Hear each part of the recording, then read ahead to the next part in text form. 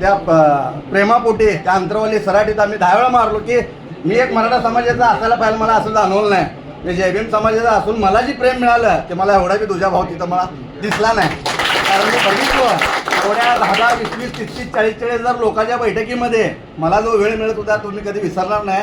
आणि मी सर्व मराठा बांधवाला एक विनंती करतो, एक दलित समाज म्हणून, एक बौद्ध समाज म्हणून एक विनंती करतो, माझ्या विनंतीला का मान द्या. कारण असा नेता परत होणे नाही हे लक्षात घेऊन घ्या. आणि अशी व्यक्ती परत होणे नाही ह्याच्यामागचं काय, तुम्हाला मुंबईला या म्हणजे काय फक्त व्यायामला काय, कसरतला काय, किंवा दुसऱ्या कुठल्या कामाला किंवा फॉर्म भरायला बोलवलं नाही, किंवा तुम्हाला चालत बी बोलवलं नाही मागच्या वेळेसारखं. फक्त आपल्या गाड्या काढायच्यात आणि नुसता मुंबईला पोहोचायचं, एवढं तुमचं काम आहे. इथून येणाऱ्या 100 पिढ्या तुमचं नाव घेतील, दादाचं नाव घेतील, एवढं तुम्ही लक्षात ठेवा. साधी सोपी गोष्ट आहे. कुणाला फॉर्म पाठवायचा नाही, कुणाचं निवेदन घ्यायचं नाही, किंवा ऑनलाईन काय करायचं नाही. मगाशी दादा सांगितले की तुम्ही मोबाईलमधली फक्त जेवढी नंबर शेवा तेवढ्यांना फक्त फोन करा 29 तारखेपर्यंत किंवा 27 तारखेपर्यंत. तेवढं जरी केलं तरी तुम्हाला सांगतो तुमच्या बैठकीच्या 10 पट्टी मोठा आहे, एवढं लिहून घ्या.